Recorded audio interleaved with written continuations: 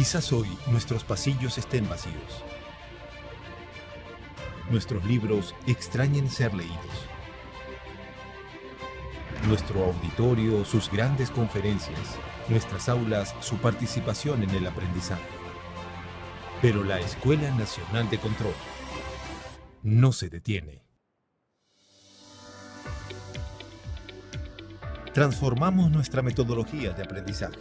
Nos adaptamos a esta nueva era digital, con herramientas tecnológicas para la actualización y modernización del Estado. Lanzamos nuestra maestría en Control Gubernamental 2021 en modalidad virtual, con el respaldo de la Contraloría General de la República del Perú y reconocido por la SUNEDU. Implementamos nuestros cursos y programas MOOC, a los que podrán acceder desde cualquier dispositivo móvil, en cualquier parte del mundo, disponible las 24 horas. Capacitamos al Sistema Nacional de Control con una innovadora metodología de enseñanza para fortalecer el proceso de aprendizaje a través de aulas invertidas. Realizamos eventos virtuales de manera constante, realizando un evento virtual por día y transmitiendo conocimientos a los servidores públicos y fiscalizadores, componentes nacionales e internacionales que comparten sus experiencias y conocimientos en la gestión pública. Organizamos mesas de concertación con escuelas del Estado y la red digital con las escuelas de posgrado para la mejora de la calidad de la educación virtual. Próximamente a nivel internacional. Este esfuerzo nos permite continuar con la formación de fiscalizadores, funcionarios y servidores públicos en beneficio de la ciudadanía. Seguimos adelante, renovando nuestra educación de calidad en el año del Bicentenario. Escuela Nacional de Control. Formamos creadores de valor público.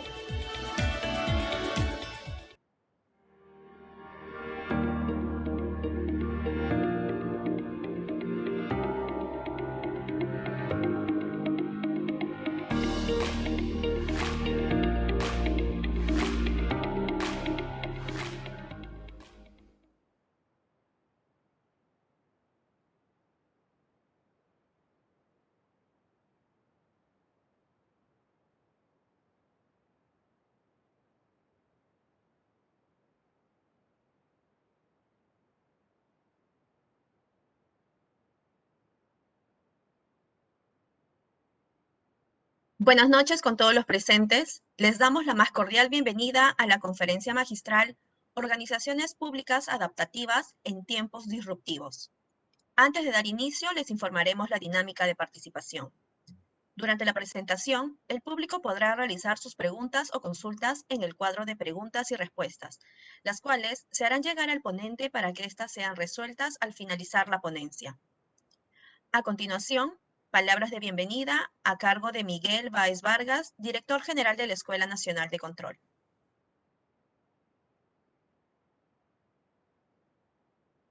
Gracias, Gina. Señoras y señores, tengan todos ustedes muy buenas noches. Para la Escuela Nacional de Control de la Contraloría General de la República del Perú, es un placer darles nuevamente la bienvenida a esta secuencia de conferencias magistrales que hemos denominado Innovación y habilidades blandas adaptables en la administración pública, donde contamos con la participación de muchos expertos nacionales y extranjeros del ámbito público y del ámbito privado. El día de hoy desarrollaremos la conferencia magistral denominada Organizaciones Públicas Adaptativas en Tiempos Disruptivos, y la cual estará a cargo de Marcelo Lasaña, quien desde ya agradecemos su participación y le damos la más cordial bienvenida. Seguramente Marcelo nos va a contar varios aspectos que nos puedan aclarar un poco el panorama de lo que hemos vivido, de lo que estamos viviendo en relación a la pandemia, donde la transformación digital ya cada vez es un factor relevante dentro de las organizaciones, y no solamente eso, sino que viene acompañado de la transformación cultural. Bueno, sin más preámbulos, ¿no? Y esperando escuchar a Marcelo con con toda esa disposición y ganas que tiene de compartir conocimiento, ¿no? Agradecemos nuevamente su participación y dejo a Gina para su presentación formal. Conmigo nos encontramos en la ronda de preguntas. Adelante, Gina. Agradecemos las palabras de Miguel Báez Vargas, director general de la Escuela Nacional de Control. Damos inicio a la conferencia magistral Organizaciones Públicas Adaptativas en Tiempos Disruptivos, que estará a cargo de Marcelo Lasaña, magíster en Estudios Internacionales por la Universidad de Chile, diplomado en Filosofía de la Ciencia y Sistemas Complejos por el Instituto de Filosofía y Ciencias de la Complejidad de Chile, doctor en Ciencias Políticas y Gobierno por la Universidad Autónoma de Barcelona. Fue director ejecutivo de la Escuela Virtual de Gobernabilidad, gerente del sector público de la empresa Cateriana Ingeniería de Chile, profesor en la Universidad Pompeu Fabra de Barcelona, en la Universidad Adolfo Ibáñez en Chile y visitante en diversas universidades de América Latina y Estados Unidos. Ha sido autor y coautor de 10 libros y más de 20 artículos, destacando Innovación Pública, un modelo de aportación de valor. Actualmente se desempeña como socio fundador de la empresa Protea Becoming Adaptive. Realiza consultorías en modelos de innovación para empresas y organizaciones públicas. Adelante, por favor.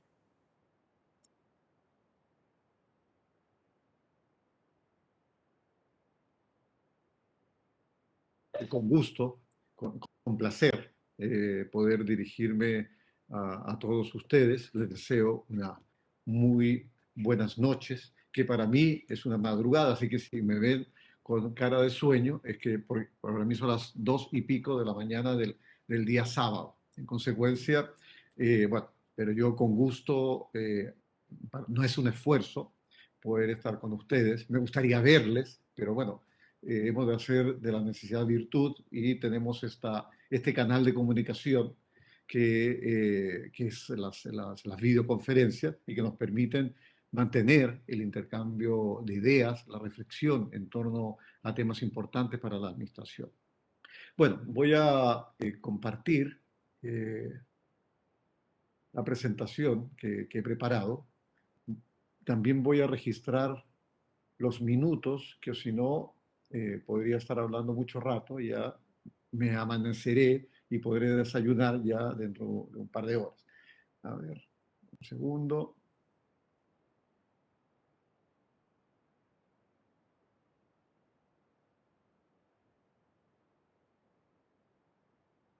Bien, bueno, voy a hablarles sobre las organizaciones públicas adaptativas como una metáfora hacia la cual deberíamos avanzar, ¿no? Es un elemento atractor que representa una visión hacia dónde deberían ir las administraciones públicas y trascender el modelo mecanicista que está vinculado fundamentalmente, como ya veremos enseguida, al modelo burocrático, sin denostarlo.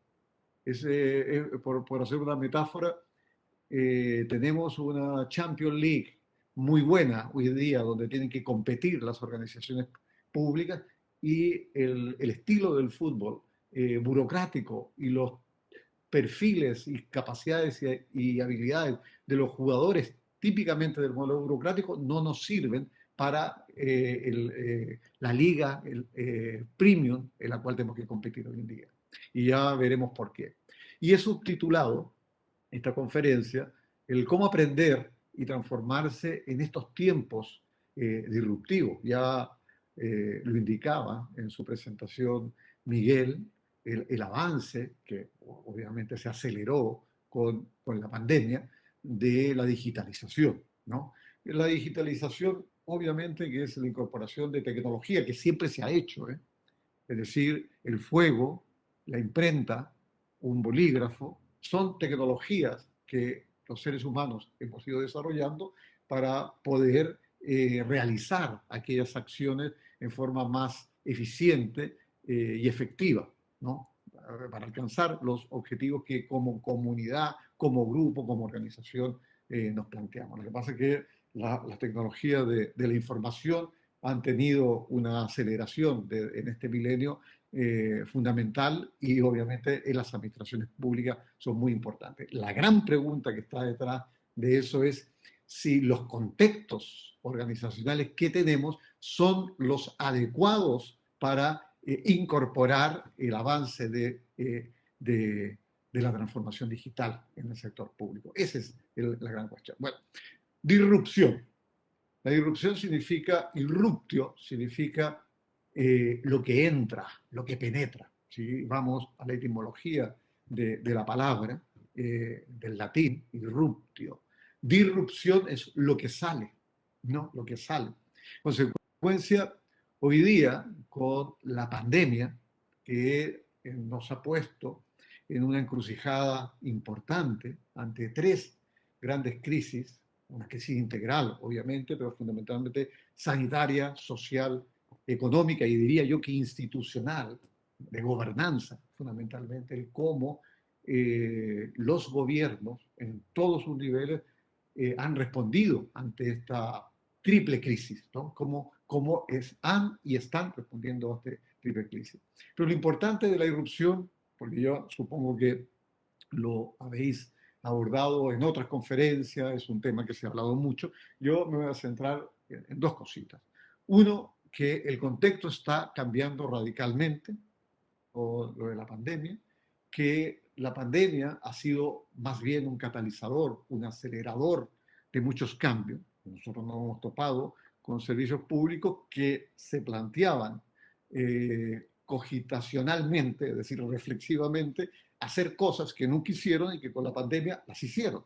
Y he estado con la empresa, que una empresa colombiana, recuerdo que me decía, mira, el e-commerce, nuestra empresa estuvo 2 años durmiendo el sueño de lo justo, y llegó la pandemia y tardamos 2 semanas en ponerlo en marcha. Entonces fue un acelerador, ¿no? Y en el sector público me ha tocado, he trabajado con más de 50 servicios públicos, España, fundamentalmente Chile, pero también de otros países de América Latina. La pandemia ha sido el nudge, el empujoncito, tomando la economía del comportamiento, el empujoncito que nos han dado para poder hacer cosas, hacer aquello que no sabíamos hacer y ahora aprendimos, a hacer cosas que queríamos hacer pero no sabíamos cómo hacerlas, y hacer aquellas cosas que teníamos en las reflexiones estratégicas pero que no las estábamos haciendo porque el agujero negro de las organizaciones inerciales, es decir, la rutina, el día a día no lo permitía. Bueno, entonces la pandemia generó un remesón. Y los más inteligentes dijeron, hay que cambiar las cosas que hacemos. Los menos inteligentes dijeron, vamos a seguir haciendo las cosas, aunque eso significa seguir haciendo cosas incorrectas. Bueno, la segunda cosa de estos tiempos disruptivos es la valorización que está teniendo, porque aún no acaba, el espacio público. El espacio público entendido como la convergencia de lo estatal, en todos sus niveles, de lo privado y de lo social. Ese espacio que es donde convergen los distintos stakeholders o actores de cada una de estas dimensiones para poder dar solución a problemas que son comunes, que son de la sociedad. Eso cambia la visión del Estado como un proveedor de soluciones. El Estado no es necesariamente, puede proveer soluciones, pero el Estado no es un proveedor de soluciones. Más bien es un identificador de problemáticas comunes, asimetrías de información, emergencias de nuevos mercados, nuevos actores que entran al sistema, nuevas necesidades, etcétera, etcétera, etcétera, un largo etcétera, y articulador de las soluciones que se diseñan en torno a esos desafíos complejos, a esas problemáticas complejas. Y la solución, al final, puede ser privada, pública, público-privada, social público, social privada, etcétera. Eso da igual.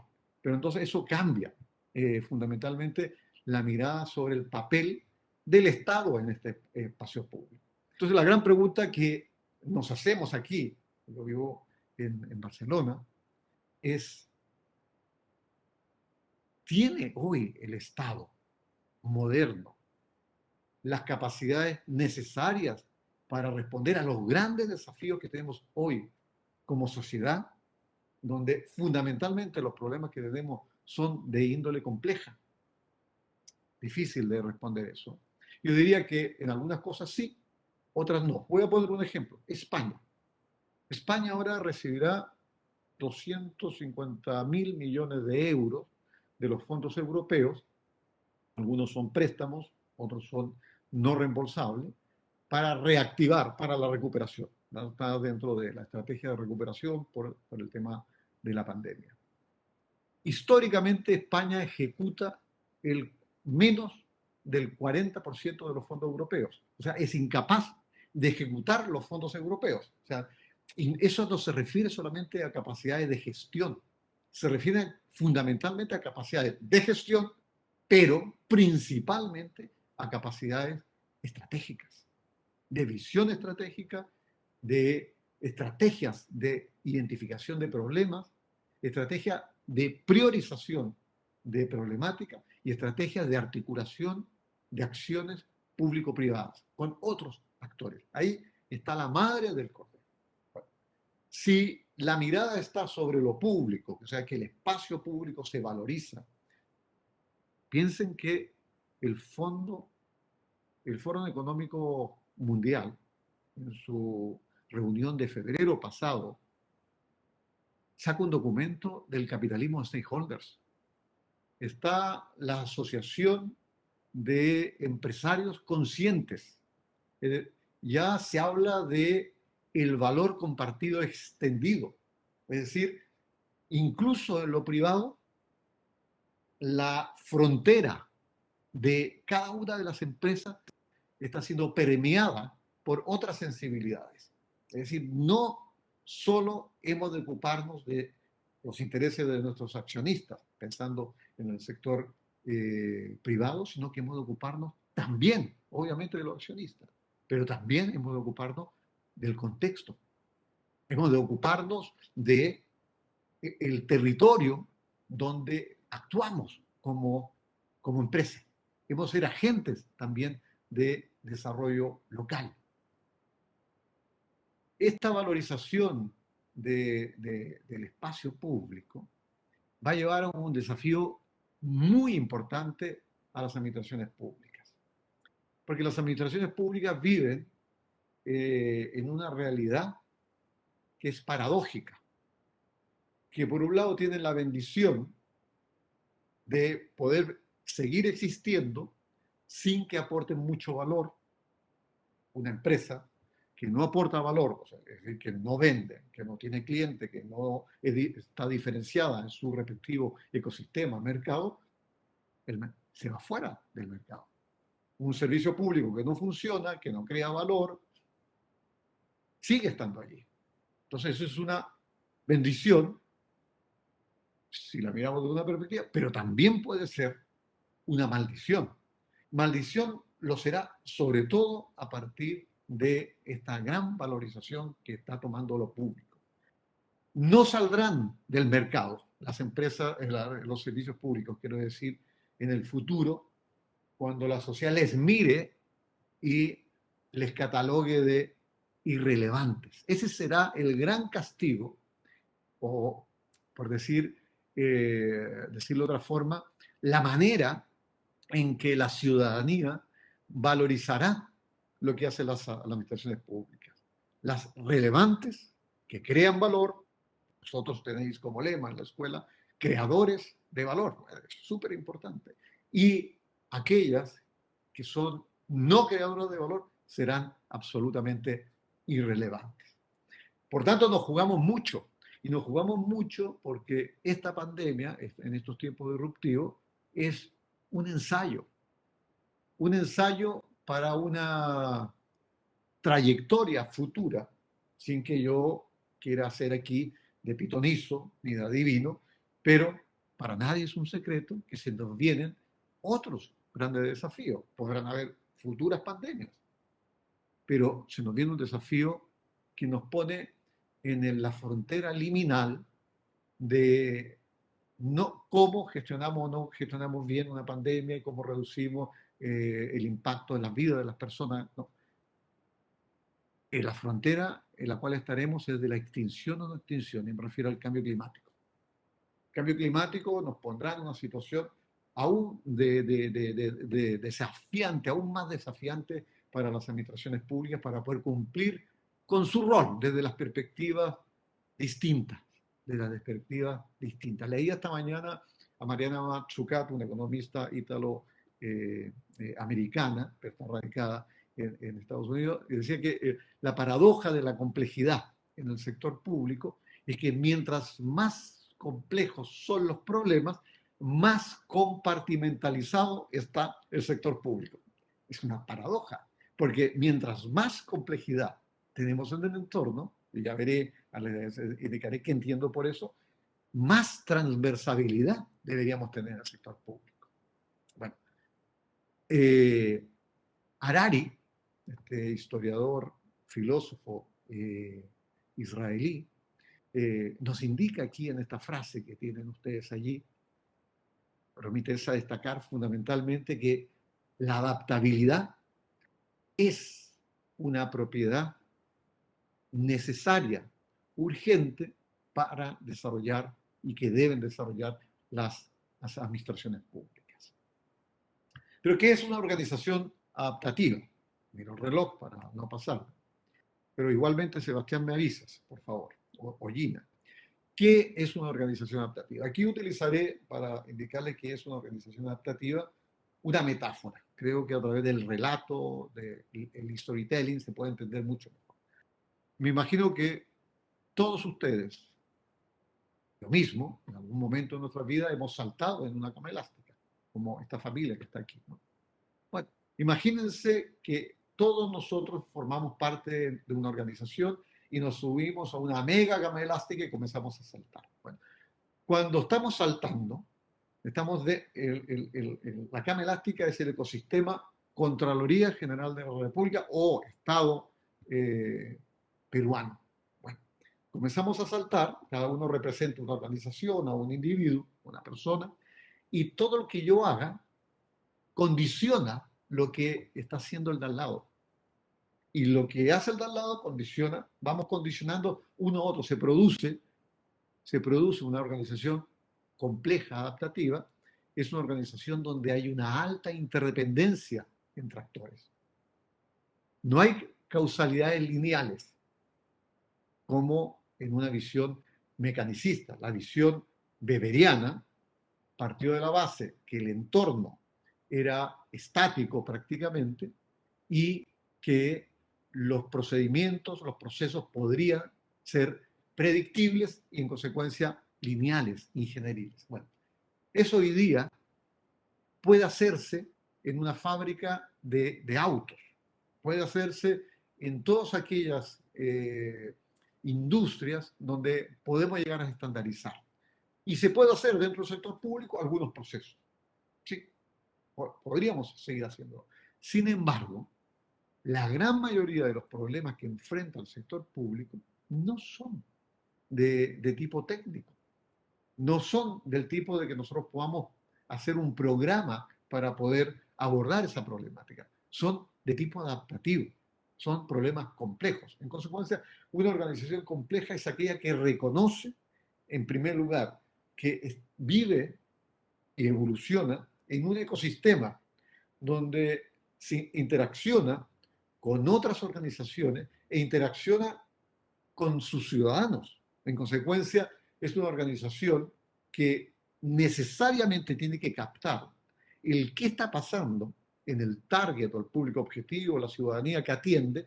En el caso de ustedes, fundamentalmente son clientes, por denominarlo de una forma, internos del propio Estado peruano, y cómo van evolucionando, cuál es la retroalimentación que voy recibiendo de esos clientes, de esos beneficiarios internos o externos que yo tengo, y de manera tal que voy captando información y voy cambiando, voy adaptándome.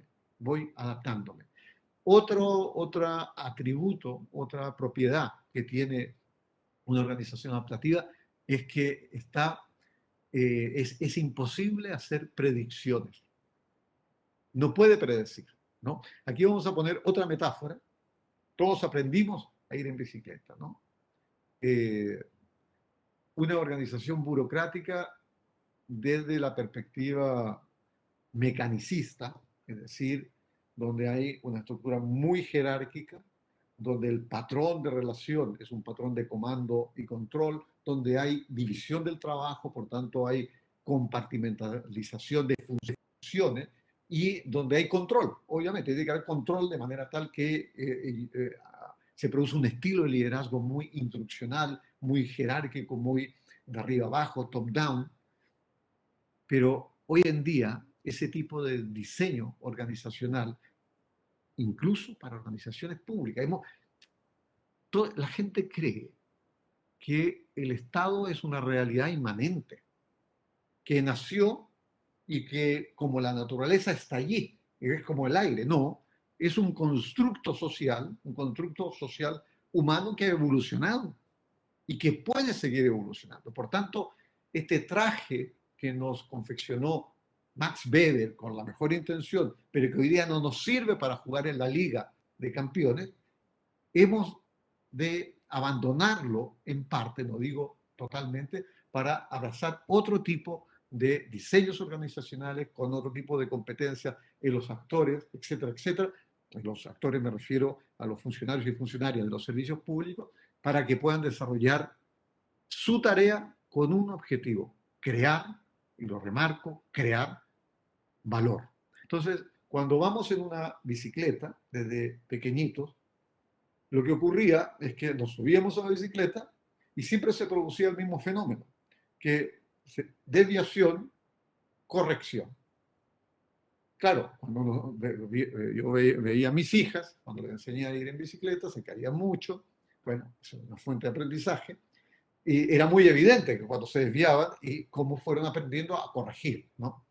Bueno, ese fenómeno ocurre hasta el día de hoy, el de desviación-corrección. Lo que pasa es que adquirimos la destreza que nos permitió hacer casi imperceptible la desviación-corrección, pero sigue vigente, sigue vigente. Entonces, una organización adaptativa permanentemente no diseña un programa para toda la vida, una política o una estrategia para toda la vida, y sigue generando los mismos servicios, las mismas políticas de siempre y de talla única.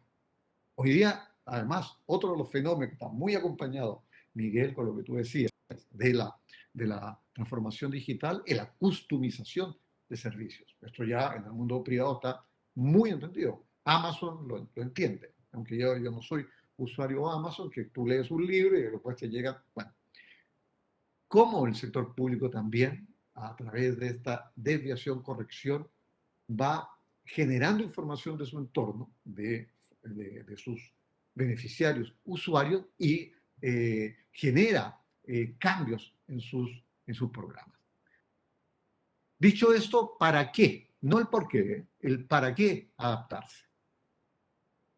Otro elemento que también se habla mucho es de que hoy día vivimos entornos complejos. Y muchas veces el otro día leía a alguien que decía las burocracias responden a la complejidad con más complejidad, cuando lo que quería decir que la burocracia responde a la complejidad con complicación. Y inmediatamente yo defiendo, pero yo soy un estudioso de los sistemas complejos. La complejidad no es complicada. Complejidad viene de complexus, lo que está entrelazado, una trama. Es una trama, cuando yo tiro de un hilo de la trama, afecto a toda la trama.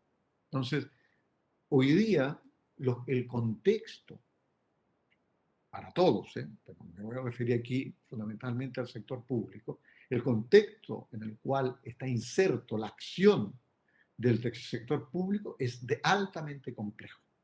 ¿Y qué se refiere a esto?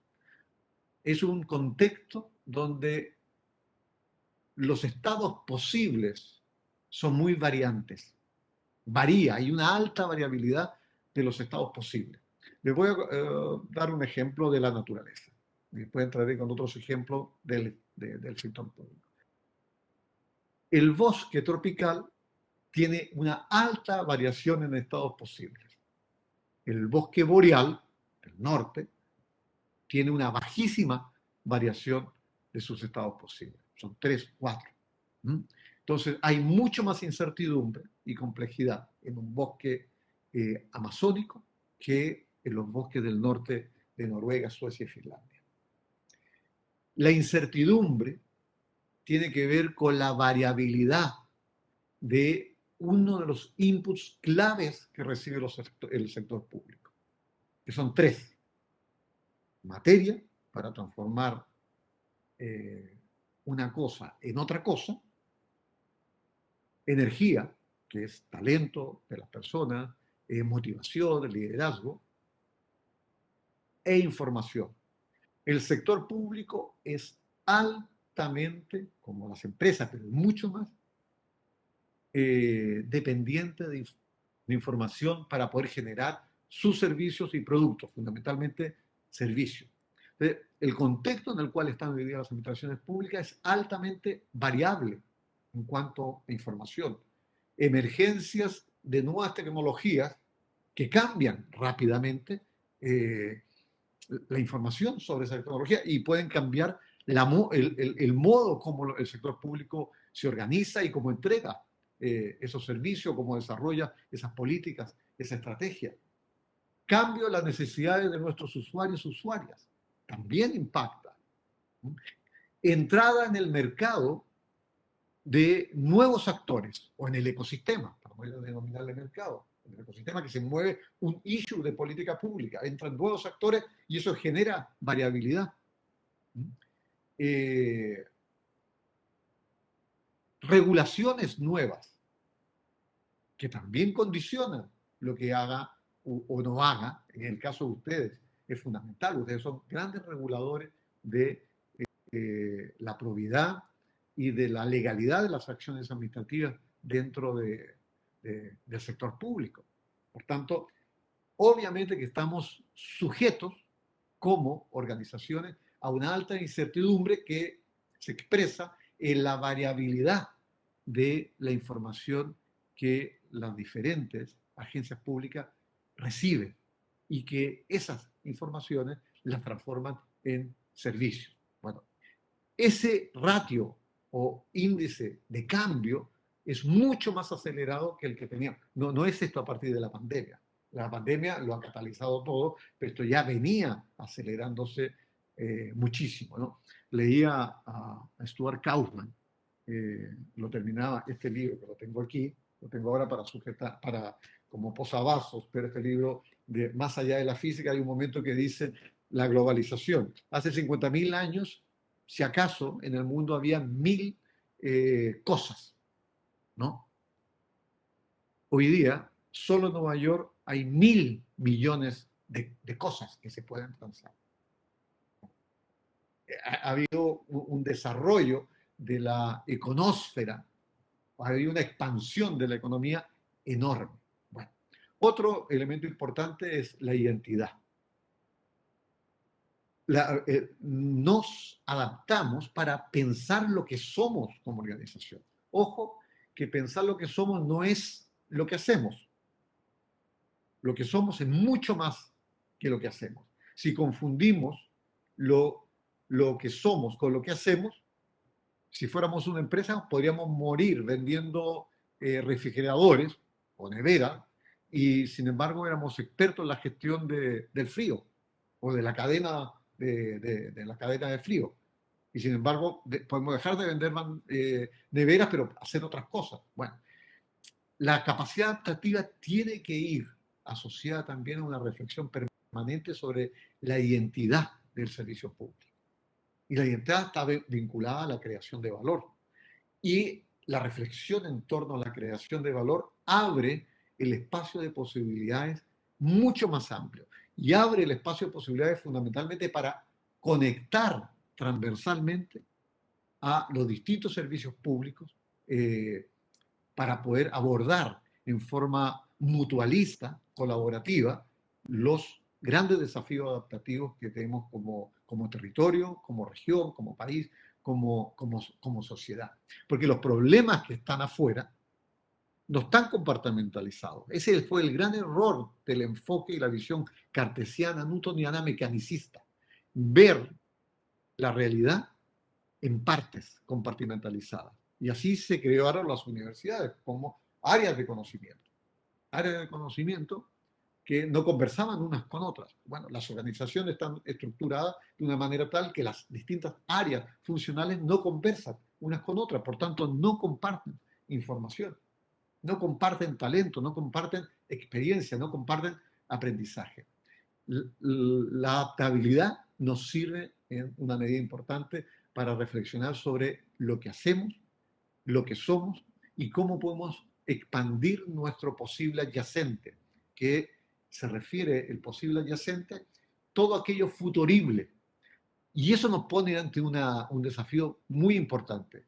Las organizaciones públicas burocráticas son reactivas, reaccionan ante realidades que tienen enfrente, o sea, después que ocurre algo, reaccionamos. Esto lo vivimos en una consultoría que hicimos hace años para la Subsecretaría de Telecomunicaciones en Chile. Ente regulador de un mercado muy importante, el de las telecomunicaciones, grandes actores, y va a remolque de lo que hacen los actores. Regula a caballo pasado. No tiene capacidad anticipativa, como lo veremos enseguida. Es necesario llevar a las administraciones públicas de ser reactivas a ser fundamentalmente ser proactivas. Autonomía, ganar autonomía ante la incertidumbre, la forma de tener contextos, digamos, de poder evolucionar positivamente y no morir en el intento en contextos altamente variables, es que los servicios públicos ganen en autonomía, en diversidad, en la medida que tienen más opcionalidad para hacer cosas distintas a las que hacen, como lo han hecho ahora con la pandemia, que ha sido la muestra que sí se puede hacer, que ahí había un patrón instalado que no dejaba que las cosas se hicieran. Sin embargo, ocurrió algo muy grave y las cosas comenzaron a hacerse. Bueno, ¿cómo ganamos autonomía? ¿Cómo ganamos diversidad? ¿Por qué? Porque no podemos obviar lo que ocurre en el contexto. Intentar controlar la complejidad, controlar la incertidumbre, cerrándose al contexto, es un error. Fragiliza a las instituciones. Ya lo veremos también enseguida. Lo que ha de hacerse es fundamentalmente conectar más con el entorno, pero para hacer eso hay que desarrollar capacidades, que son las que me referiré ahora. Lo hemos denominado esto los aminoácidos de la adaptabilidad. Los aminoácidos cumplen una función esencial para la vida humana. En consecuencia, hemos querido hacer aquí una metáfora, siguiendo aquí, me gusta mucho la biomimesis, aprender de lo que ocurre en la naturaleza y llevarlo a las organizaciones, el cómo funciona. Hay cosas de cómo funciona la naturaleza que son trasladables a las mismas organizaciones. Entonces, aquí le vamos a mencionar 5 aminoácidos o 5 propiedades o rasgos importantes que debe tener una organización adaptativa. El primero de ellos es la capacidad anticipativa. Es decir, hemos de tener organizaciones sensibles que sepan escuchar a su entorno, que sepan de ese entorno distinguir el ruido de las señales. Pero claro, esto es muy fácil decirlo, pero esto es una capacidad que se debe entrenar. No es prospectiva necesariamente. La incertidumbre es y la complejidad es muy difícil de predecir. Lo leía en este libro de Kaufman, que decía, no hay modelos matemáticos para decir cómo evolucionará la vida en la Tierra. No existen. Podemos hacer modelos matemáticos para algunas leyes físicas, pero en la biología no existe un modelo matemático que nos pueda predecir cómo emergerá la vida, cómo dos protocélulas se encontraron en una laguna baja hace 3 millones 3.000 millones de años en la Tierra, y de esa colisión emergió un líptido que generó una propiedad en una de ellas, y a partir de allí comenzó la cadena de emergencias que llegó a crear a Bach, a una bacteria, a Marcelo Lasaña, a Adriana, etcétera, etcétera, etcétera, ¿no? Entonces, no es capacidad, no es que yo tenga la bolita de cristal y que yo pueda ver el futuro, pero sí, yo como organización, lo que sí puedo hacer es, primero, mirar el entorno, y en segundo, poder predecir escenarios posibles y poder prepararme para distintos escenarios, ¿no? Distintos escenarios que tienen una alta probabilidad de ocurrencia. Y en consecuencia, la organización ya tiene de alguna manera una estrategia adaptativa para estar en el entorno. Un segundo aminoácido es la agilidad. ¿Cómo las organizaciones adaptativas tienen esa capacidad para cambiar del curso de acción A al curso de acción B, cuando el curso de acción A deja de ser el importante? Pero claro, en una organización basada en programas, donde yo no escucho el entorno, sino que yo creo, intuyo que dentro de 2 años el futuro es este, e insisto en crear un futuro, o insisto a actuar de una determinada manera, como lo predije en un determinado momento, y las condiciones de contexto han cambiado sustantivamente. En consecuencia, la agilidad tiene que ver con el cómo yo soy capaz de salir del curso de acción A y ponerme en el curso de acción B o C. Y eso aquí, para que esto ocurra, es muy, muy importante, la capacidad de lo que diría Edouard Punset, perder masa. Él generó toda una fórmula para los proyectos exitosos inspirados en la naturaleza, que no recuerdo aquí exactamente la fórmula, pero había un elemento que él denominaba perder masa, que es dejar ir lo que sé. Porque lo que yo sé es lo que está condicionando la respuesta que puedo dar ante determinados desafíos. Y probablemente las respuestas que estoy dando ante desafíos de X, desafíos adaptativos, no son las más adecuadas.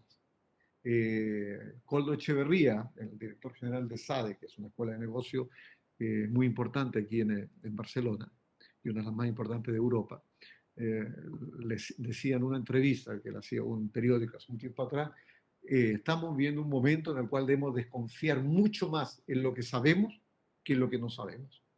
Porque eso que sabemos nos condiciona las respuestas. Entonces, en la capacidad de dejar ir, sobre todo hay un sesgo cognitivo que es muy importante ser consciente de él. Cuando tenemos éxitos en determinados ámbitos, estamos acostumbrados a usar esas respuestas que fueron exitosas en ese contexto, en el contexto actual o en un contexto futuro. Hemos de saber que no siempre, hemos de calibrar el cómo estamos respondiendo, y eso se ha de hacer con agilidad. Fitness o adecuación, traducido al castellano, está bastante vinculado con agilidad, pero tiene que ver con plasticidad. Nuestro cerebro, por ejemplo, nuestra red neuronal es altamente plástica. Y esta plasticidad neuronal se puede entrenar. Si yo hago siempre lo mismo, seguiré haciendo siempre lo mismo.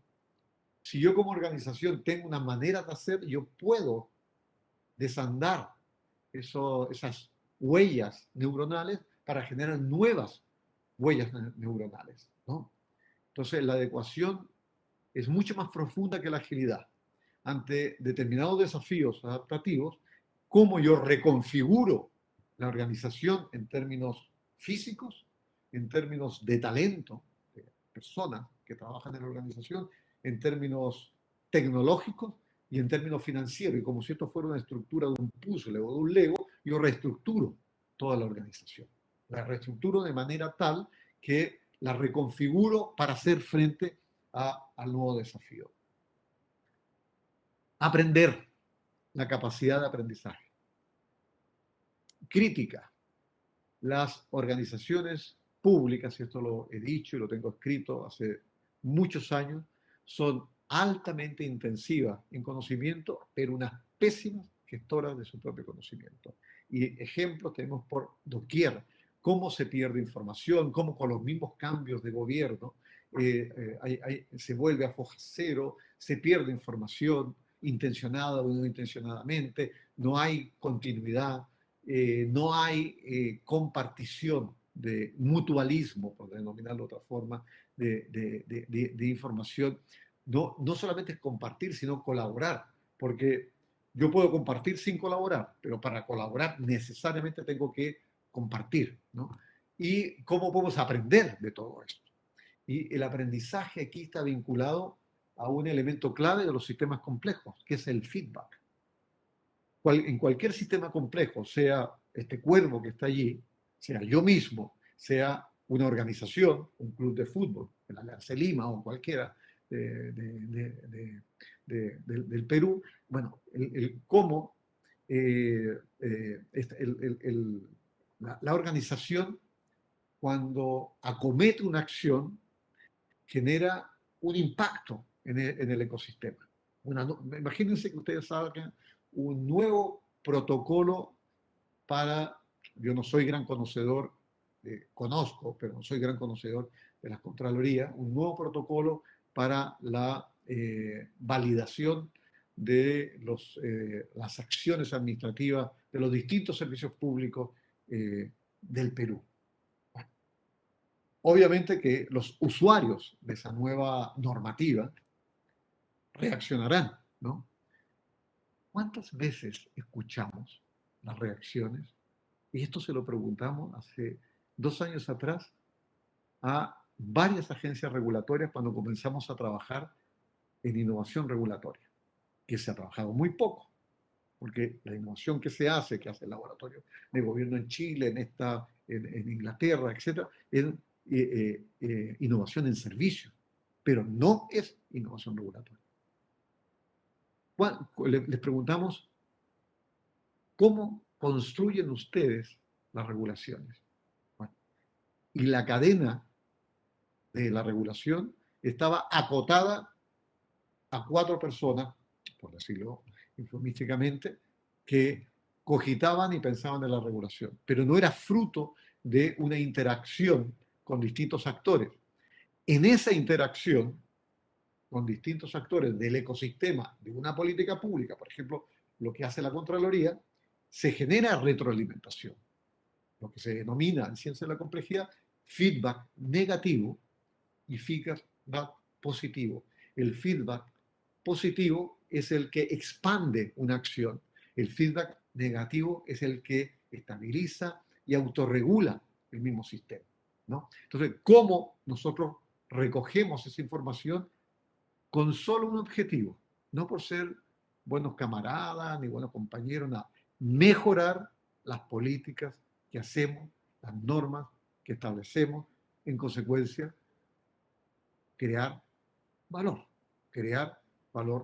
público.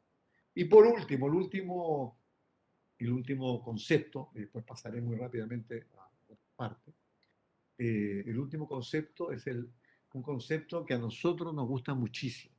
Es un concepto creado, no existe la antifragilidad como concepto, como término, en el diccionario de la Real Academia Española de la Lengua.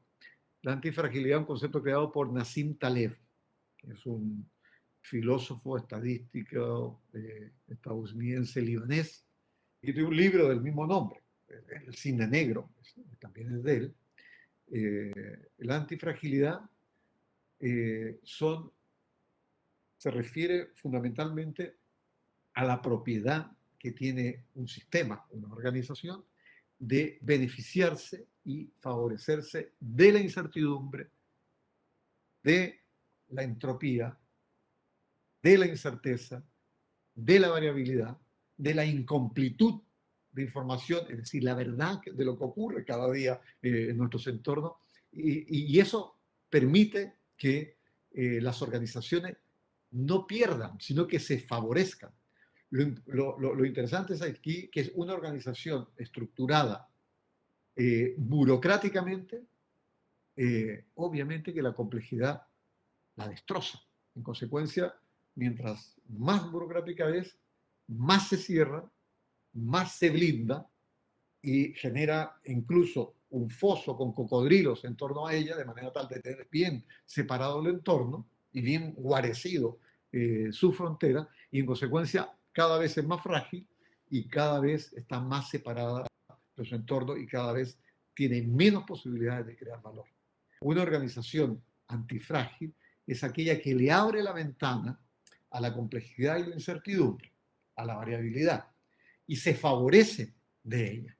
Eso es lo importante, que se favorece, ¿no? Entonces, el desorden no es algo complicado, sino que el desorden lo que le entrega a la organización es información para poder generar innovaciones. Es decir, una organización burocrática fragilizada nunca innovará. Una organización antifrágil que coevoluciona con su entorno y está abierta a su entorno, tiene la oportunidad permanentemente de innovar. Porque las innovaciones son, además de fortuitas, muchas veces son intencionadas, tú tienes que estar vinculado al entorno. Tienes que estar desafiado por el entorno para generar respuestas de afrontar una determinada situación de una manera distinta, que puede ser una nueva regulación, puede ser modificar una normativa existente en una nueva, que rediseñarla o reelaborarla, puedes generar una nueva gobernanza dentro de las administraciones, puedes generar nuevos procesos, nuevos productos, pero para eso no te sirve estar mirándote el ombligo. Tienes que estar abierto necesariamente al entorno. Entonces, para ir terminando, que me quedan unos 5 minutitos, ¿cómo convertirse en una organización adaptativa? Muy rápidamente.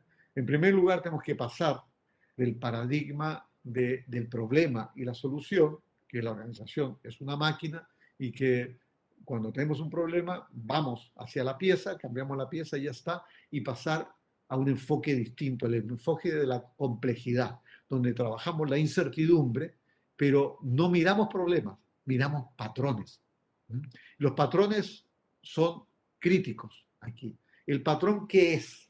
El patrón, toda organización, la Escuela Nacional de Controladores, la Contraloría de la República del Perú, cualquier organización pública del Estado peruano, funciona a partir de patrones que se han instalado. Hay un path dependence, una trayectoria, como diría Douglas North, ¿no? Una trayectoria histórica que ha ido instalando una forma de hacer. Esos son los patrones que tienen que ver con, como dice aquí, la diapositiva son regularidades o arreglos que hay dentro de la organización que condicionan el funcionamiento de la organización. La mirada mecanicista iría, bueno, tenemos un problema aquí, qué sé yo, no funciona el liderazgo. Bueno, vamos a comprar un software para el liderazgo. Bueno, y cambiamos la pieza, ponemos otra con tecnología y todo va a funcionar perfectamente. No, señores. Hay un patrón aquí del ejercicio del liderazgo, que es el cómo se relacionan las personas a través de un estilo de liderazgo determinado, que es lo que está determinando el cómo está funcionando la organización. Existe un patrón en una organización, existe un conjunto de patrones. Trabajamos con el Servicio Nacional de Pesca en Chile, con un problema que era la falta de alineamiento estratégico entre el gobierno central, la dirección nacional de ese servicio público y sus direcciones regionales. Bueno, identificamos los patrones. ¿Cuáles eran los patrones que estaban allí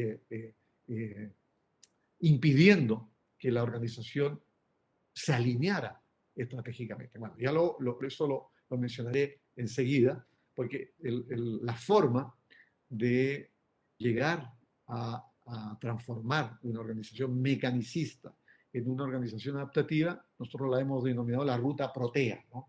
Que es la generación de espacio, de posibilidades para las organizaciones públicas para poder afrontar estos desafíos complejos. El primer paso es ¿qué pasa? El segundo paso fundamentalmente se refiere al qué puedo hacer, y el tercer paso al hagámoslo, ¿no? Hagámoslo. El primero es lo que estaba diciendo, la identificación de estos patrones.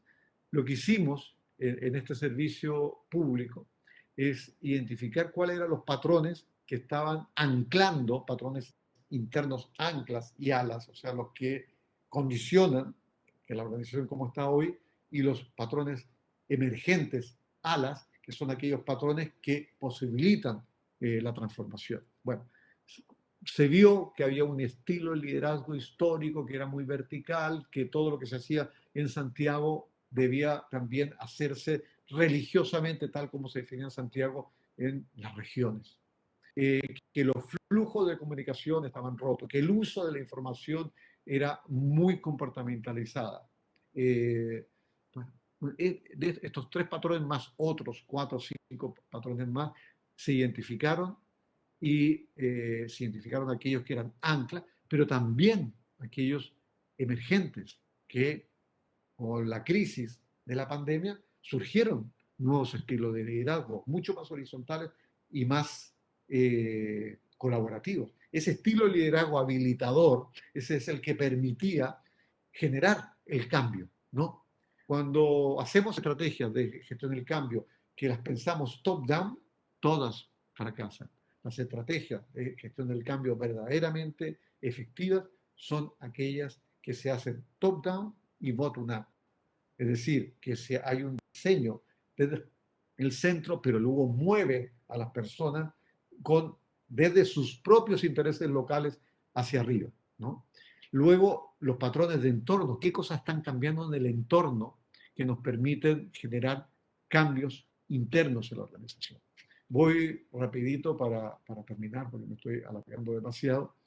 El qué puedo hacer, bueno, qué patrones nos están molestando hoy día, ¿no? Qué patrones tradicionales están determinando el funcionamiento de la organización hemos de desactivar, y cuáles son las palancas de oportunidad que hemos de activar para poder llevar a la organización de estar no alineada, como el ejemplo que le estaba dando, a estar muy alineada.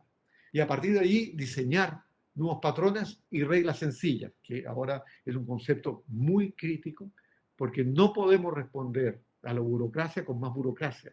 Las reglas sencillas son reglas heurísticas, muy generales. Por ejemplo, una bandada de pájaros, bueno, son 3 reglas que siguen los pájaros para ir en sus procesos migratorios. Seguir al que va en forma iterativa delante, o sea, continuar la dirección. Cuando me acerco, me retrocedo, y cuando me alejo, me acerco. Son esas 3 reglas para funcionar en la bandada. Hemos visto comunidades de práctica de gestión del conocimiento en el tercer público que tienen 3, 4 reglas de funcionamiento, siempre muy generales, muy heurísticas, no tan pormenorizadas, ¿no? Y una vez tengo identificado qué quiero hacer, estos espacios de posibilidad, hacerlo.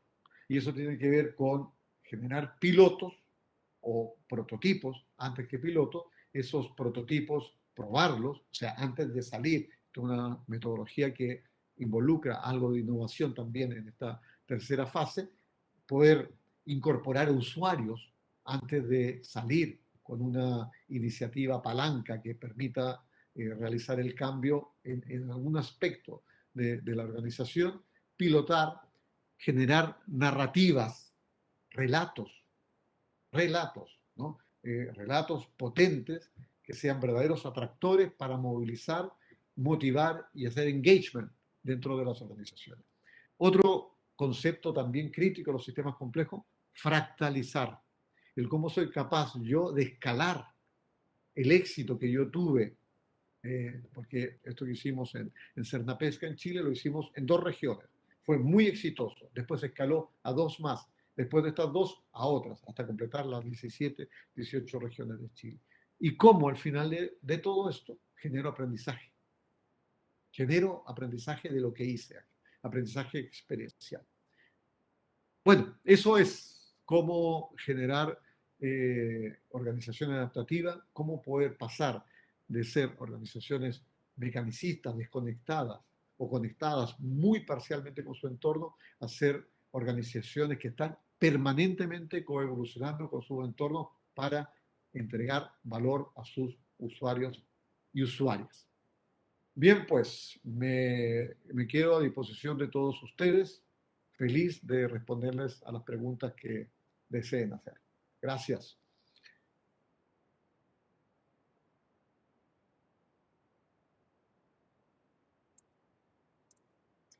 Agradecemos a Marcelo Lasaña por esta conferencia y por su interesante participación. A continuación, pasaremos a las preguntas del público que serán realizadas por Miguel Báez Vargas y Adriana Arciniega Muñoz.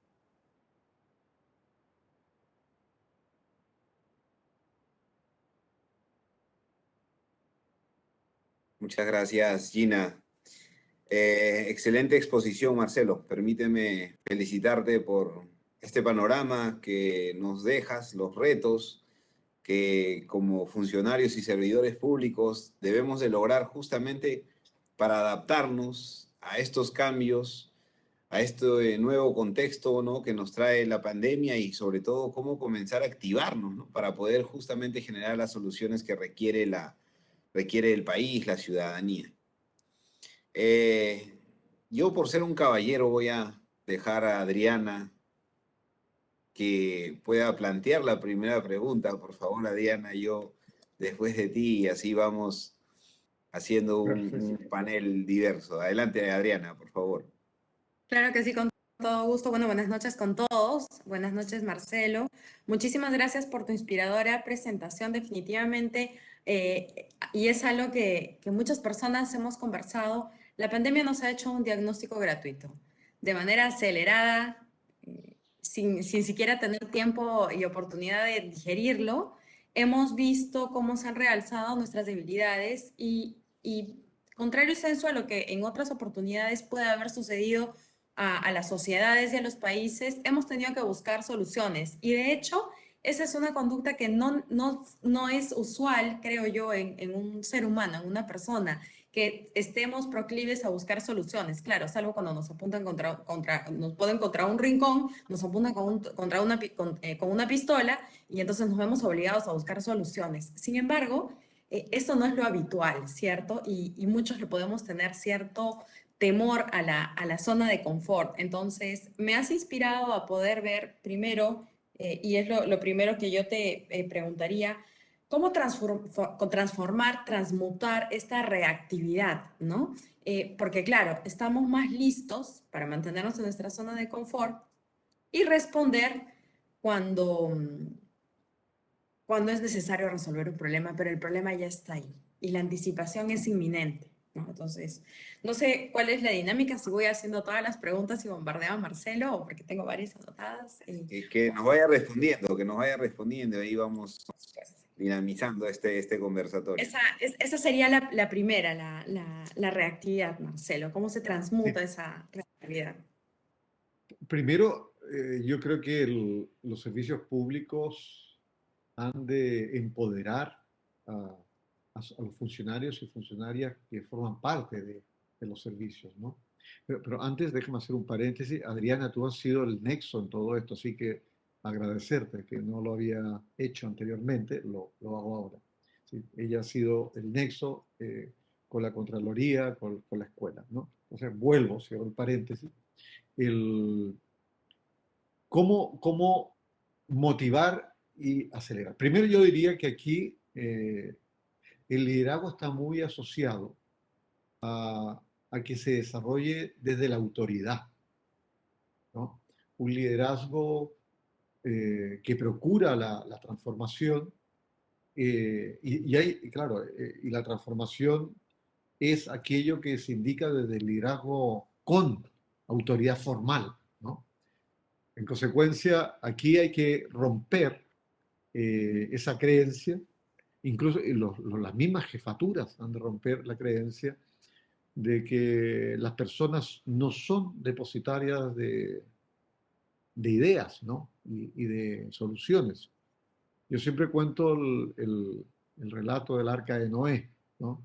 Que Dios citó a Noé en una colina y le planteó el problema, pero no le dio la solución. Y Noé, por eso es el santo patrono de los consultores, porque fue el primero en crear los focus groups, ¿no? Entonces reunió a distintos animales para buscar soluciones, y la solución del arca vino no de Dios, sino de un burro. Bueno, entonces, ¿cómo las organizaciones identifican sus burros? O sea, la metáfora aquí es que cualquiera puede ser depositario de una buena idea, ¿no? Y que puede venir incluso de un animal que está asociado con la humildad, con la terquedad, con la fuerza, que no está próximo a la creatividad, ¿no? Por tanto, la motivación para participar en los procesos de lo que nosotros denominamos el trabajo adaptativo o el aprendizaje. Es decir, la solución se ha de construir entre un colectivo. Entonces aquí hemos de aprender, aquí hay un libro que tengo, no, lo tengo allá, que se llama La inteligencia de enjambre, ¿no? El cómo las organizaciones generan inteligencia colectiva. Y la inteligencia colectiva, si tomamos la metáfora de las termitas, de los hormigueros, de las abejas, que son insectos sociales que se comportan en función de su diseño natural, pero no hay comprensión del diseño. Hay diseño inteligente, no hay diseñador inteligente. Pero los seres humanos en nuestras organizaciones sí que tenemos diseñadores inteligentes, ¿no? Y cómo generamos este todo como mucho más grande que la suma de las partes de la propia organización.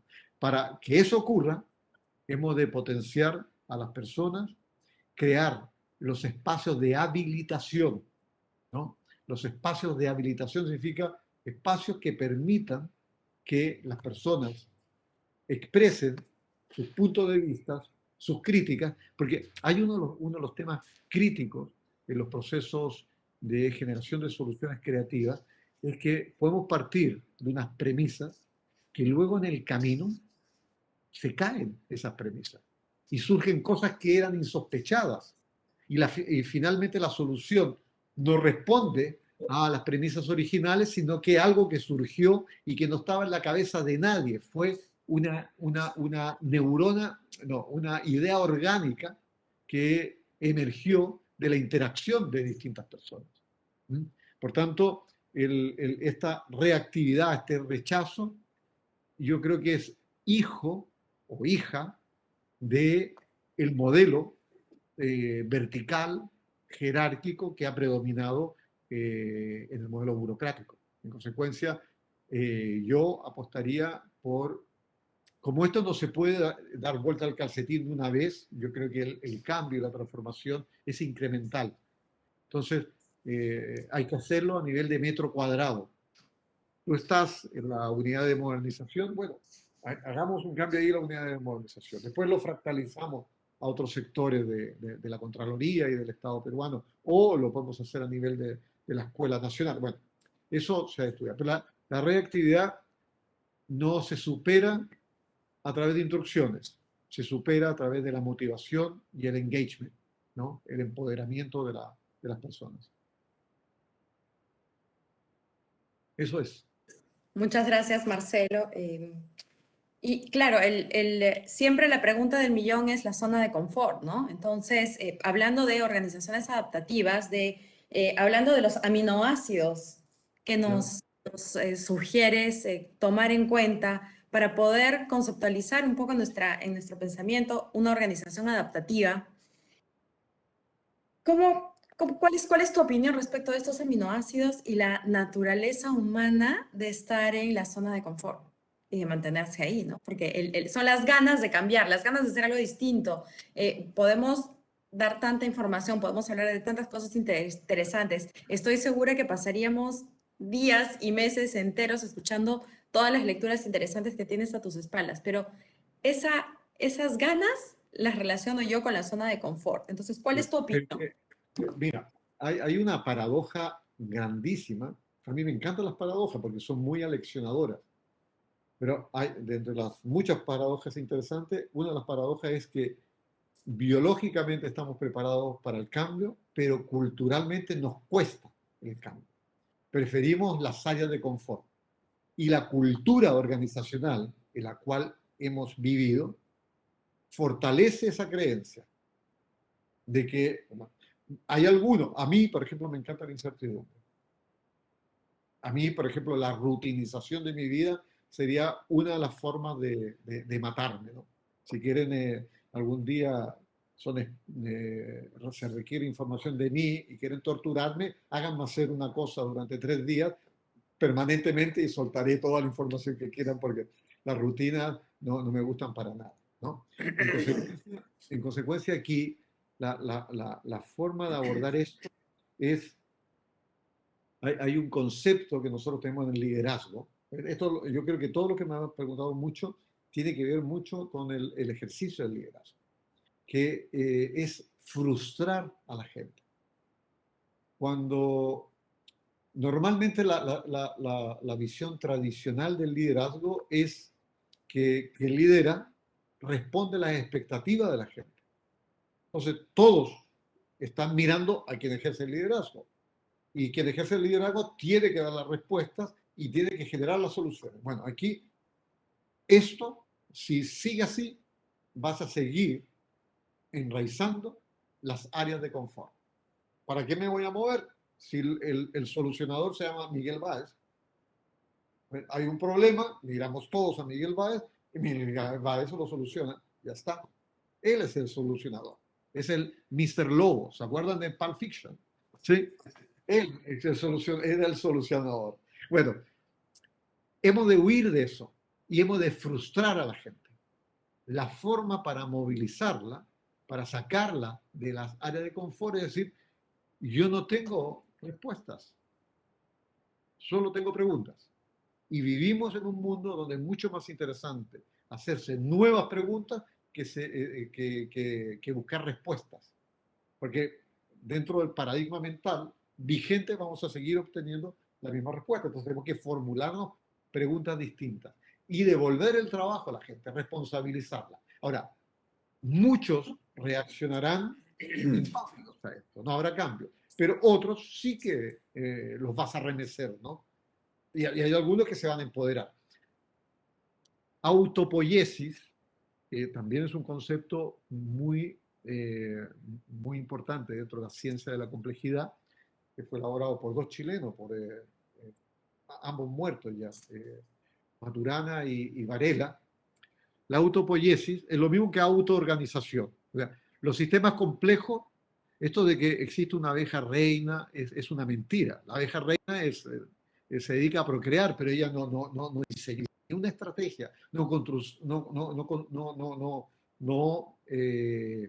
contrató a McKinsey ni a Every para que le diseñara una estrategia de cómo gestionar el enjambre. No, ella es reproductora, simplemente. Y todo el termitero, el hormiguero y el enjambre de abeja funciona autoorganizadamente. Bueno, autopoiesis, que lo hago sinónimo de autoorganización, viene poiesis de poesía, de poiesis de crear, creatividad. Entonces, autopoiesis refiere a crear permanentemente. Una organización que potencia la autoorganización es aquella que da espacio creativo a la gente. Pasamos como mínimo 8 horas en el trabajo.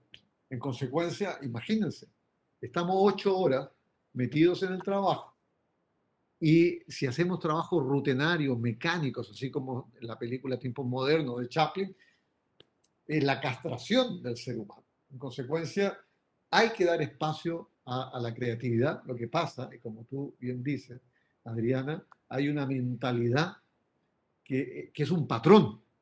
Pero bueno, ¿cómo soltamos ese patrón? ¿Cómo deconstruimos ese patrón? ¿Y cómo construimos otro patrón que supere aquel? Es generando una iniciativa adaptativa, que es acción.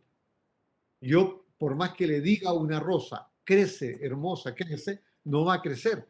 Pero si la pongo a la luz, la riego, crecerá. O sea, tengo que generar unas condiciones contextuales que permitan que la gente sea más creativa. Es la acción.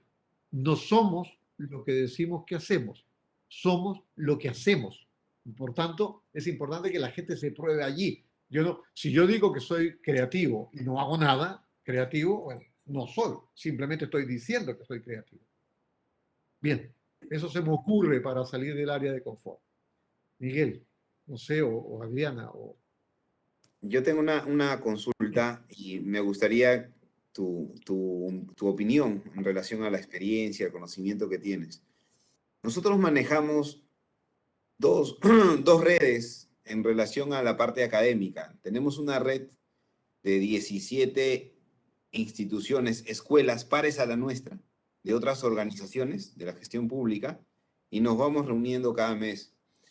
Y también tenemos una red de 20 universidades que tienen escuelas de posgrado, que también orientan sus capacidades a los funcionarios o servidores públicos del país.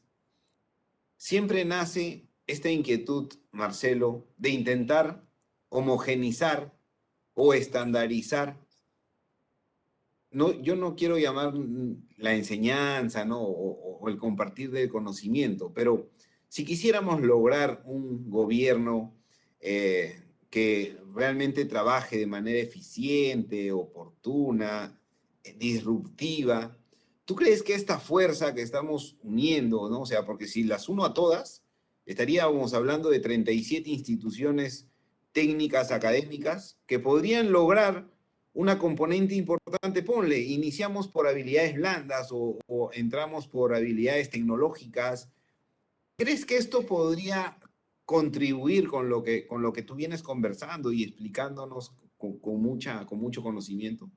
Sí, yo creo dos cosas ahí, Miguel. Y te agradezco la pregunta porque es un tema que también me he preguntado yo y he reflexionado, ¿no? Y a mí hace más aquí en España estoy dentro de varios grupos de trabajo que estamos pensando y desarrollando acciones más o menos en ese sentido. Uno de ellos por la Asociación de Dirección Pública Profesional de aquí de España.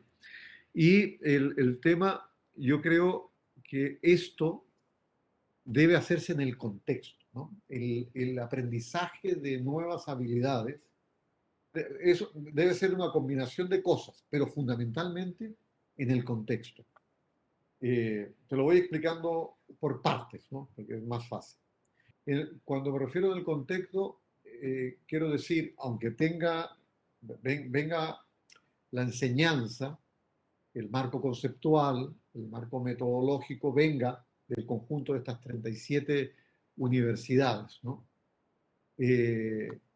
Pero ese marco conceptual y metodológico debe necesariamente ser una palanca que permita que la persona cambie su modelo mental, su modelo práctico en la estación de trabajo, en el trabajo. Nosotros acabamos de terminar un programa de liderazgo adaptativo para el SINAFOCAL, que es el Sistema Nacional de Empleo, de Formación y Empleo del Paraguay, ¿no? 25 funcionarios, ¿no? Con ellos trabajamos el marco conceptual y metodológico del liderazgo adaptativo, pero trabajamos con desafíos locales, con desafíos del puesto de trabajo, y ellos lo que desarrollaron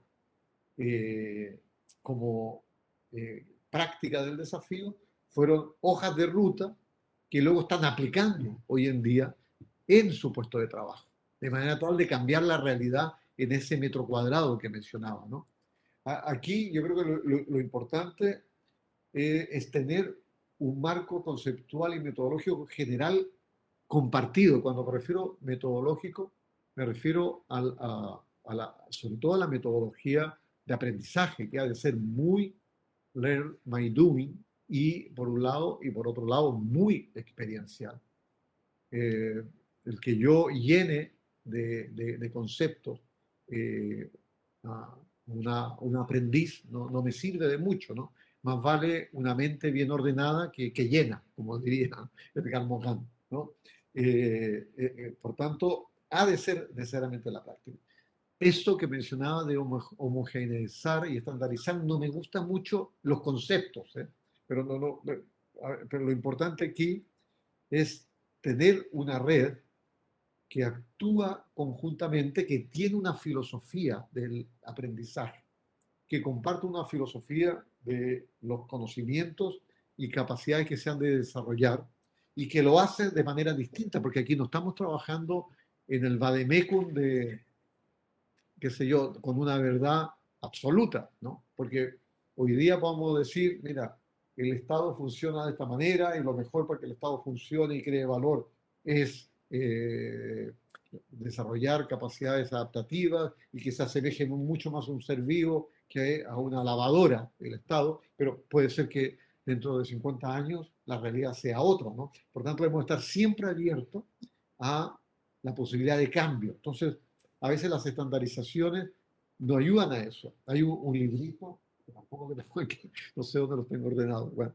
de Stuart Andrew Smart, que se llama El arte y la ciencia de no hacer nada. Y él es un neurocientífico americano que fundamentalmente desarrolla la tesis de que el cerebro, cuando nosotros no estamos haciendo nada, es cuando más está haciendo, porque lo que está haciendo son las conexiones de toda la información que generamos en un día. Por tanto, cuando estamos descansando o durmiendo, el cerebro sigue trabajando, ¿no? Por tanto, no, lo que hace es demonizar el ocio, por ejemplo, irse a caminar, da el ejemplo de Rilke, ¿no? Jean-Marie Rilke, que sus mejores poemas fue caminando por los arrecifes de la Liguria, en Italia. Bueno, pero lo interesante de ese libro es precisamente a lo que te referías tú, que hay un capítulo que lo destina al Six Sigma. El Six Sigma es una metodología de estandarización de procesos, que, bueno, para la industria, para la Toyota, puede estar perfecta, pero para trabajar con problemas complejos, claro. Entonces él dice, las estandarizaciones matan la creatividad. Entonces, el estandarizar, este es el programa definitivo, no. Siempre hemos de estar abiertos a que pueda generarse una información que no existía y que emergió como fruto de las conversaciones, de los intercambios o de cosas que no veíamos, porque tenemos modelos mentales, ¿no? Que no nos dejan ver determinadas cosas y de repente corremos el velo y vemos una realidad que no estamos viendo dentro de las organizaciones. Bueno, y que puede emerger y cambiar las cosas.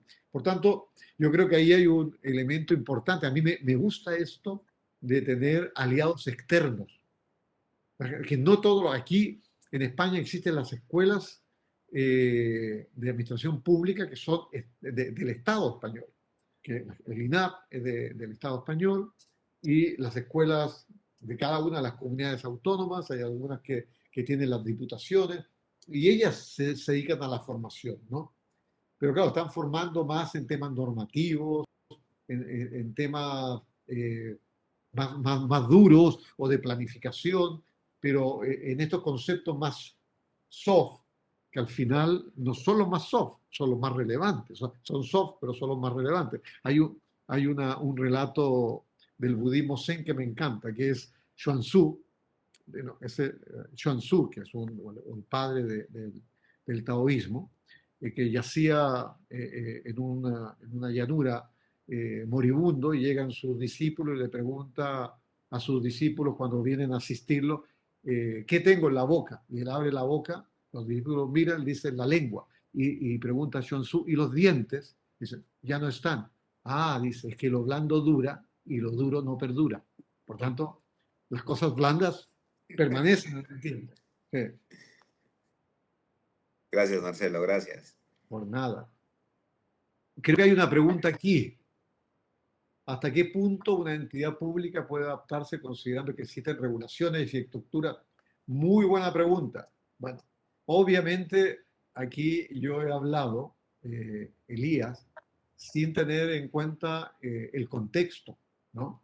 Y ciertamente no es lo mismo convertir en adaptativo una empresa, que también es difícil, que a unas administraciones públicas, que claro, obviamente el principio de la legalidad en el sector público tiene que seguir vigente, y no estamos administrando cualquier negocio, ¿no?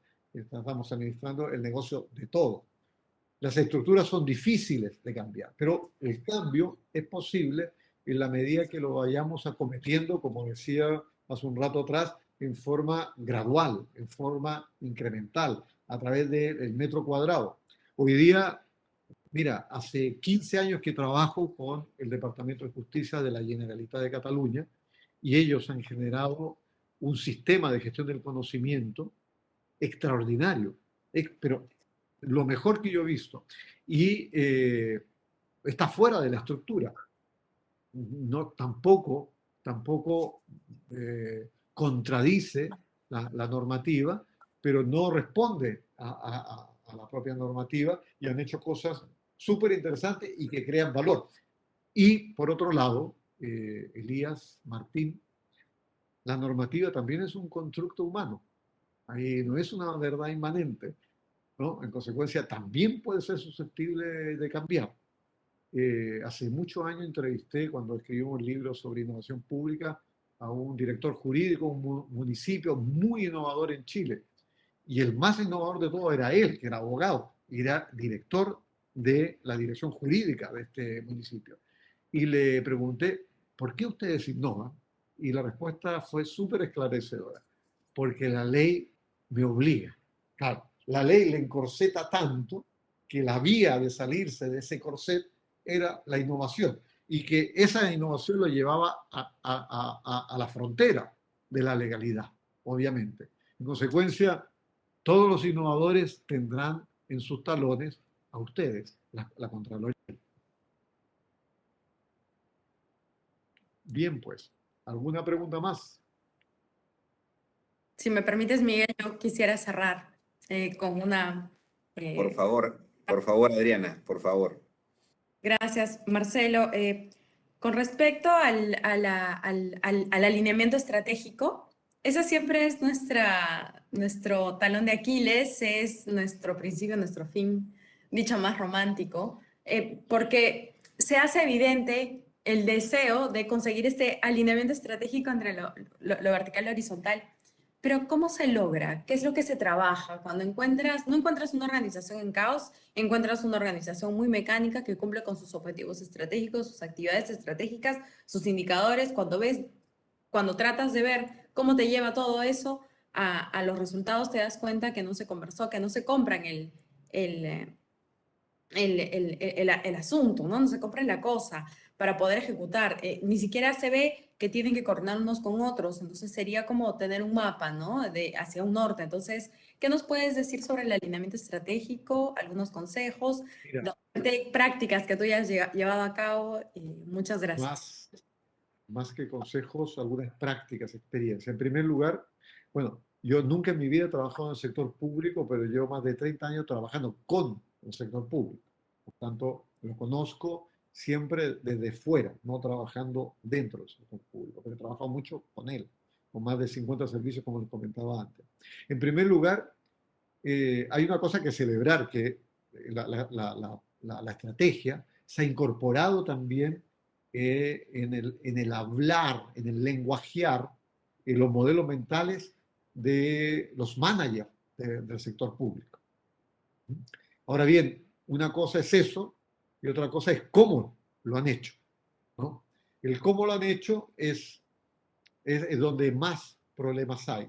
Y yo diría que el hiato que se ha producido es que las rutinas del cómo hacían no son las más adecuadas para una planificación, un diseño estratégico organizacional y su bajada, ¿no? Pero también he visto organizaciones que lo están intentando revertir. Nosotros ahora, dentro de un mes, iniciamos un proyecto con la Fiscalía de Chile y ellos, por ejemplo, todo su proceso estratégico es muy participativo. Tienen otros problemas, que yo no mencionaré, pero es un proceso donde ellos primero levantan un diagnóstico de la situación con la organización, luego, pero también ahí se generan problemas, porque hay una tensión en que esa participación, por un lado, está bien que se diseñe, pero por otro lado, siempre existe la tensión con la rutina del día a día. Por tanto, los que participan, participan a media, no hay un involucramiento del 100%. Luego, cuando llegan a sus puestos de trabajo, se han olvidado de la mitad de los compromisos que adoptaron, etcétera, ¿no? Ahora bien, ¿cómo conseguir esto que verdaderamente se transforme en una herramienta de gestión? Porque la estrategia ha de ser una herramienta de gestión. Yo he estado con servicios públicos, que no voy a mencionar ahora, que la estrategia es un cuadro donde aparece la visión, la misión, los objetivos estratégicos y luego la gestión del día a día no tiene nada que ver con eso. Es otra cosa. La gestión del día a día es ármenselo como usted pueda, pero ha de cumplir con lo que te dice el jefe, que lo que te dice el jefe o la jefa no tiene necesariamente que ver con lo que aparece en las declaraciones. Bueno, el cómo hacerlo, en primer lugar, dos cosas para ser rápido y no, ya, yo estoy súper, hiper trasnochado, ustedes estarán más trasnochados aún. Bueno, primero, esto de involucrar a los distintos componentes de la organización es crítico. Obviamente no estarán todos, no pueden estar todos, pero sabemos la organización, hay diferentes unidades, diferentes sectores, hay las líneas de negocio, las líneas de apoyo, bueno, todo eso deben estar en el proceso desde el levantamiento del diagnóstico hasta la generación de los ejes estratégicos, la nueva definición de visión, El tema es la bajada de eso, el cómo baja al resto de la organización. Y el cómo baja, yo creo que hay una carencia de relato, en primer lugar. Tiene que ser un relato que entusiasme, que se viva, ¿no? Si yo les contara a mis hijas el cuento, ahora mis hijas tienen 28, 24 años, o sea, por tanto, ahora no se lo voy a contar, pero si yo les contara a mis hijas, cuando se les contaba el cuento de viene el lobo, por ejemplo, de ese pastor que decía que viene el lobo, y se lo hubiera contado, la confianza, y ustedes se van a dormir, hijas mías, porque les voy a contar un cuento extraordinario, que la confianza es un valor en la sociedad que se ha de construir.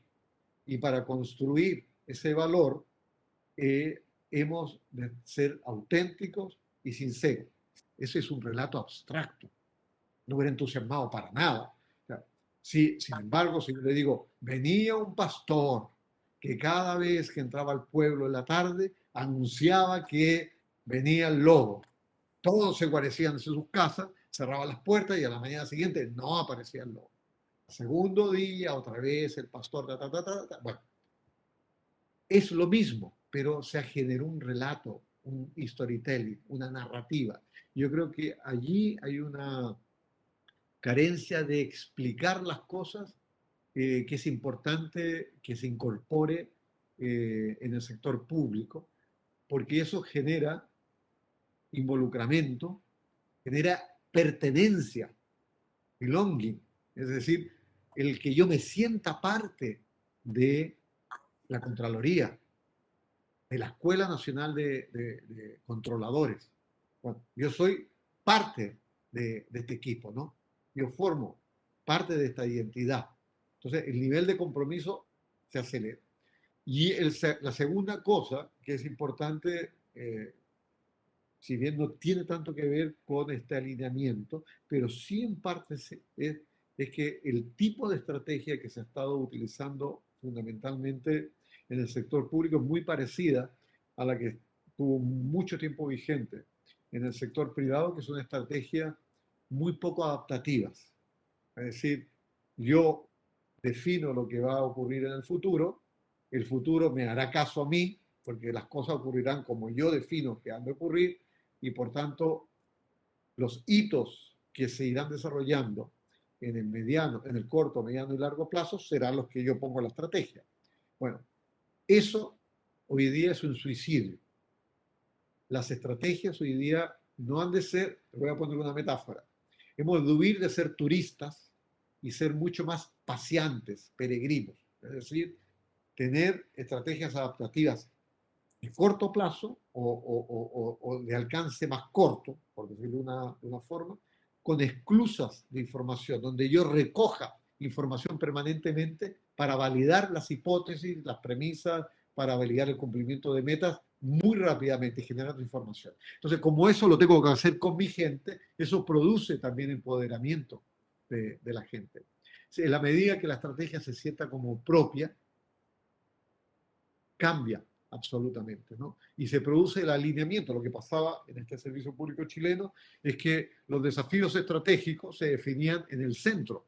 En consecuencia, no tenía en cuenta algunos elementos estratégicos muy singulares de cada una de las regiones. Entonces, eso generaba distanciamiento, veía la estrategia como algo ajeno, diseñado por otro y que a ti te lo pasaba y ya está. Pero a la medida que el proceso cambia y a la medida que los contenidos involucran, eso va cambiando, ¿no? Debería cambiar. Y bueno, conozco referencias donde eso ha cambiado, pero una organización necesariamente ha de tener unos índices de alineamiento estratégico altos. Muchísimas gracias, Sí. Marcelo. Miguel, a ti.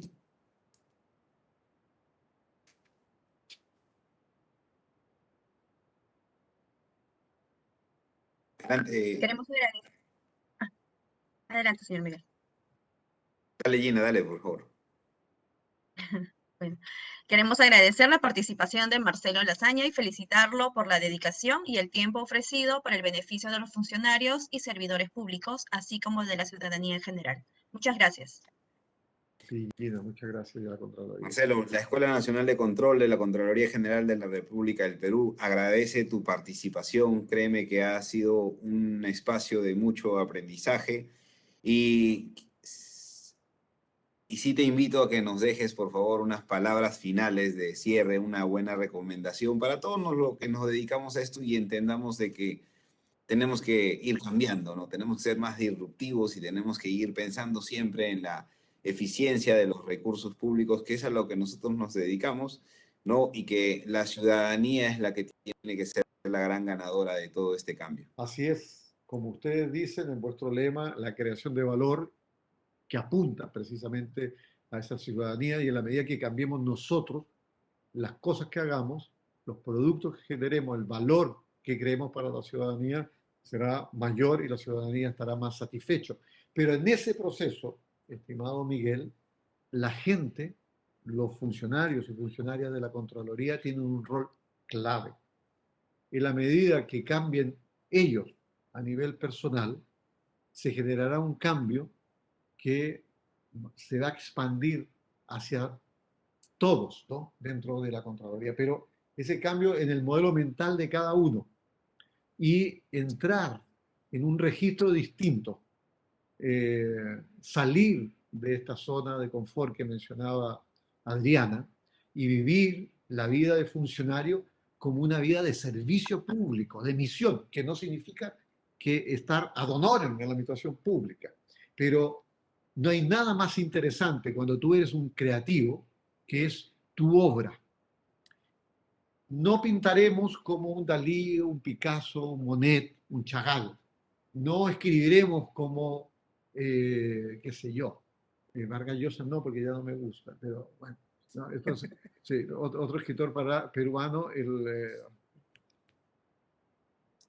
bueno, se me fue, como cualquier, como un Octavio Paz, como un Borges, que son los poetas y escritores latinoamericanos que más me gustan, ¿no?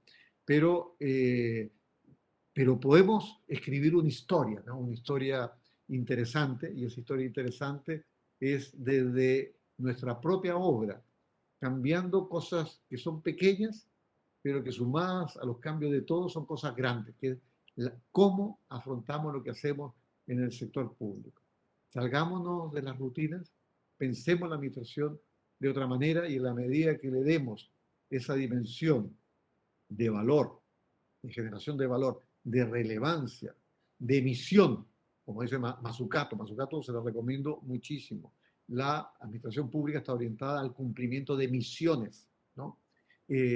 Vamos a lograr generar valor, vamos a lograr una administración pública legitimada de cara a la ciudadanía. Por tanto, los políticos también serán más felices en ese sentido porque hemos generado resultados y las personas, es decir, el tú, ella, ellos que están ahora, esta noche, escuchando, van a tener unos niveles de satisfacción enormes. Les deseo un buen futuro a todos, un excelente fin de semana y les dejaré nuestro libro de innovación pública, que ya es viejo, es de 2013, pero que se los quiero compartir, se lo entregaré a Sebastián, a Gina o a Adriana, el PDF, no le digan a la editorial, pero si no se enfadará conmigo, para que lo puedan leer. Bien, pues, buenas noches, buena madrugada para mí. Muchas gracias, Marcelo. Dejamos a Gina para el cierre del evento. Gracias.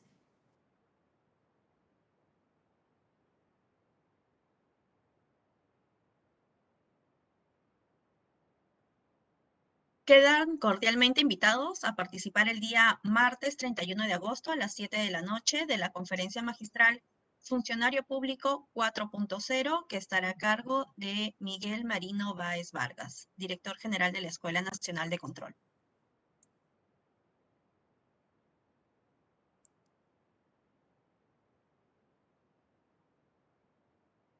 La Escuela Nacional de Control ha lanzado el programa MOOC de actualización y aplicación del control gubernamental, donde podrán actualizarse en el marco normativo conceptual, así como las herramientas relacionadas a técnicas y procedimientos para el planeamiento, planificación, ejecución y elaboración de informes de servicio de control.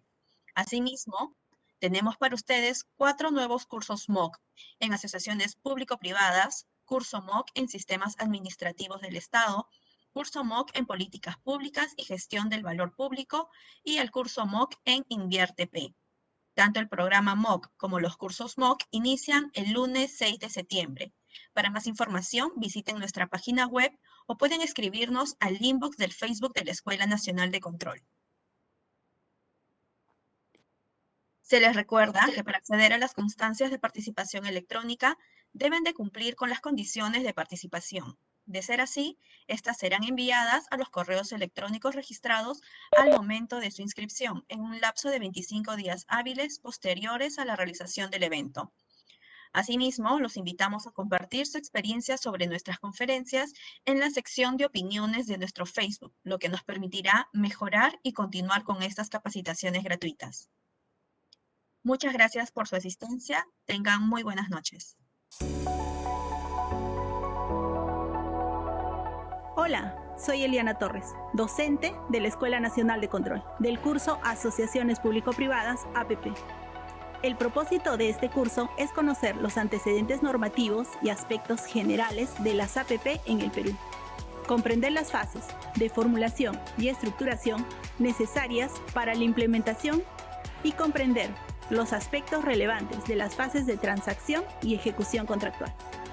Los invito a formar parte de este MOOC. No se lo pueden perder. Nos vemos.